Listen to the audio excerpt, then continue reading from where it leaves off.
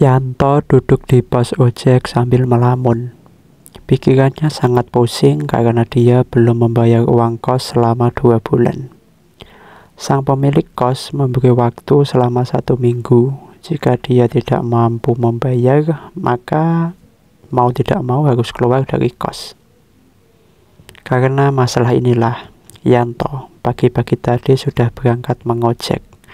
Dia ingin berusaha lebih keras lagi untuk mengumpulkan uang. Dan sampai saat ini sudah pukul 9 malam, si Yanto masih ingin mencari tambahan uang lagi. Di saat Yanto sedang melamun, tiba-tiba datang si Dani yang baru saja selesai mengantar penumpang yang sebelumnya. "Tok, pulang yuk Tok, aku udah capek nih." Enggak Dan aku masih mau cari penumpang lagi." "Tok, ini udah malam. Lagian kamu gak takut? Ini kan malam Jumat, Tok." "Yah, kalau masalah malam Jumat sih gak terlalu menakutkan. Aku lebih takut kalau gak bisa bayar uang kos."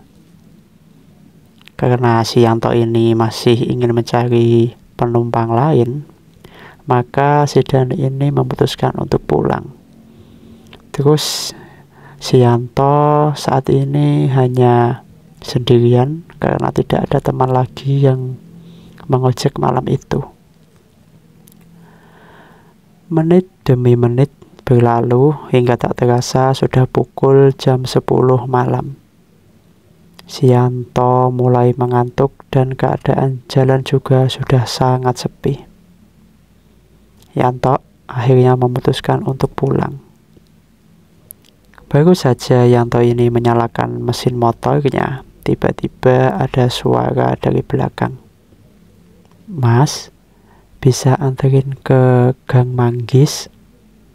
Yanto menoleh ke belakang dan melihat ada seorang wanita memakai seragam perawat yang berwarna putih.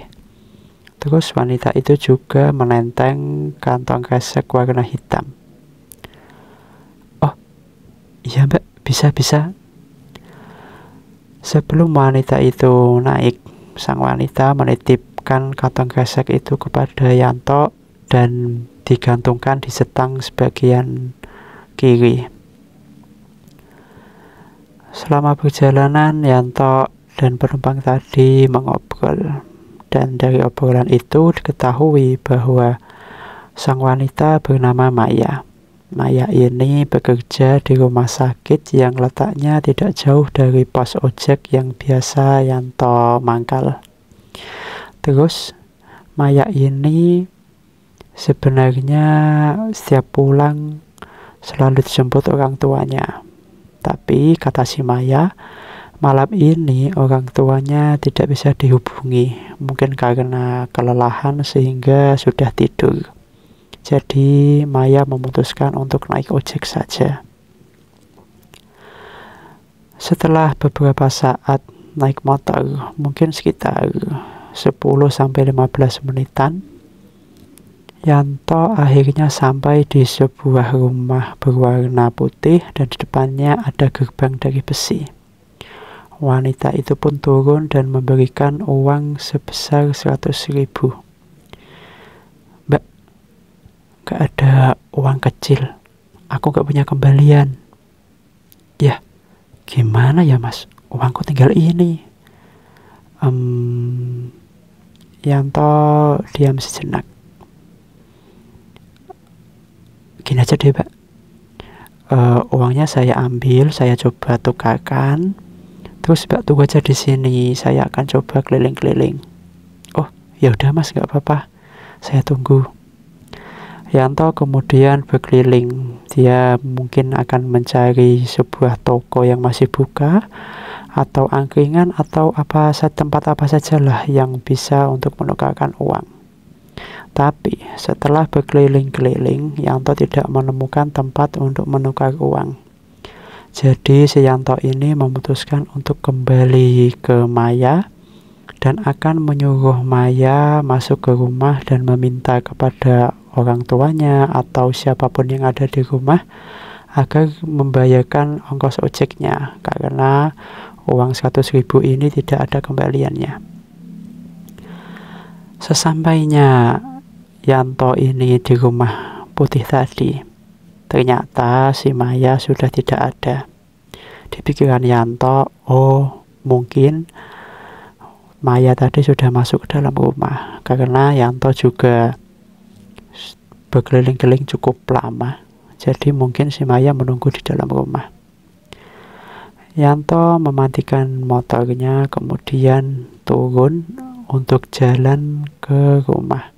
Yanto ingin mengetuk pintu, tapi saat Yanto di gerbang, ternyata gembok sudah dipasang pada gerbang tersebut. Jadi Yanto tidak bisa masuk ke area rumah itu. Jadi mau tidak mau ya, Yanto berteriak dari arah gerbang, Mbak Maya, uang ongkos ojeknya Mbak Maya, ongkos ojeknya Mbak. Ada kali si Yanto ini teriak-teriak sampai 3 kali, tapi si Maya tidak juga keluar. Terus juga tidak ada tanda-tanda kalau orang yang ada di rumah itu akan membukakan pintu, karena kondisi rumahnya sudah gelap ya, tidak ada lampu yang menyala. Di pikiran si Yanto, mungkin orang yang ada di rumah sudah tidur. Saat mengamati rumah putih itu, tiba-tiba Yanto kaget karena ada tangan yang menepuk pundaknya yang sebelah kanan.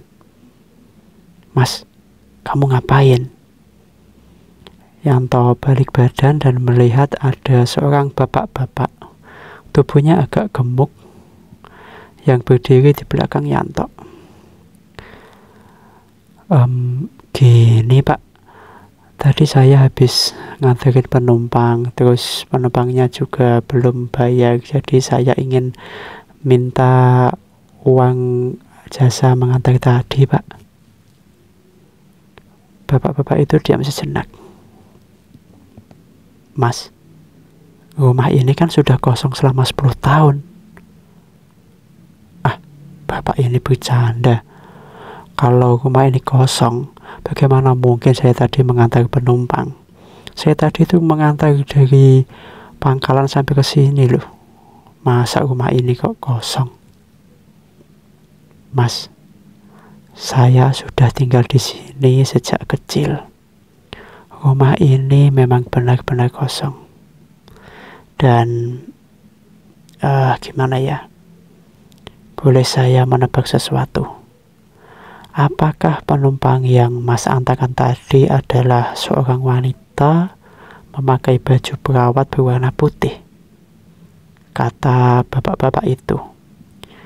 Yanto yang kaget dengan perkataan bapak itu cuma bisa bilang, loh, Bapak kok bisa tahu? Jadi gini ya Mas, aku bukan maksud apa-apa, tapi kejadian ini sudah sering terjadi. Jadi saya harap Mas pulang saja daripada terjadi hal yang tidak-tidak. Setelah berkata seperti itu, bapak-bapak itu kemudian berjalan meninggalkan Yanto.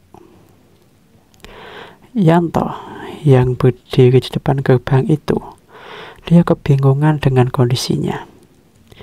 Dia ingin tidak percaya kepada bapak itu, tapi ada juga rasa percaya. Jadi ada bimbang lah.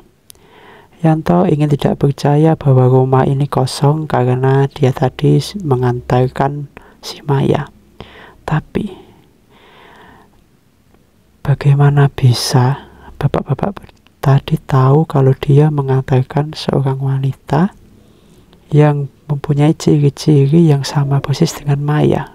Padahal bapak-bapak itu tidak melihat Yanto datang bersama si Maya. Yanto dalam kondisi yang bimbang. Setelah beberapa saat berpikir, Yanto kemudian memutuskan untuk mengembalikan uang si Maya. Yanto kemudian merogoh saku jaketnya, tapi uang yang diberikan Maya itu tidak ada.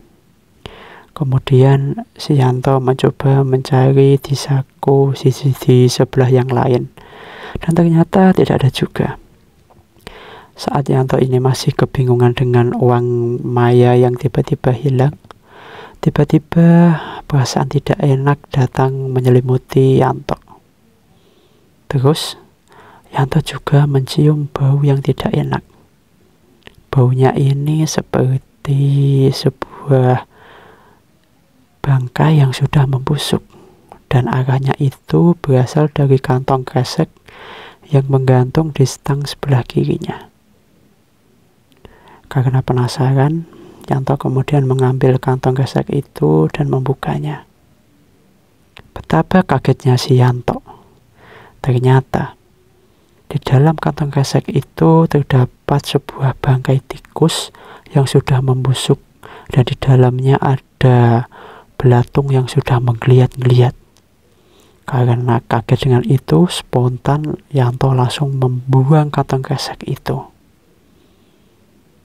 Belum selesai masalah kantong kresek itu, tiba-tiba ada suara yang memanggil Yanto. Suaranya tidak asing karena suara ini sama persis dengan suaranya Maya.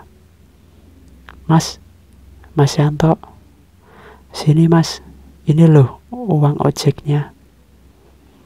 Yanto yang bahagia karena mendengar suara Maya, dia pun berbalik badan dan melihat ke arah rumah. Tapi saat Yanto berbalik badan dan melihat ke arah rumah, lagi-lagi Yanto kaget, dan saat ini juga bulu kuduk Yanto langsung berdiri dengan kuat. Kakinya bergetar, dia tidak sanggup berkata apa-apa. Yanto melihat ada sesosok kuntilanak berdiri di depan rumah yang putih tadi, melambai-lambai ke arah Yanto. Yanto yang ketakutan, dia lalu menyalakan motornya dan langsung tancap gas meninggalkan rumah itu. Selama perjalanan itu, Yanto berusaha untuk memacu motornya sekencang-kencangnya. Yanto seharusnya mendengarkan kata si Dani tadi, kalau dia harusnya sudah pulang, sehingga tidak perlu mengalami hal semacam ini. Sesampainya di kos, Yanto tidak dapat tidur semalaman. Dia masih kebayang dengan sosok kuntilanak yang melambai-lambaikan tangannya ke arah Yanto tadi. Sekian cerita kali ini dan sampai jumpa.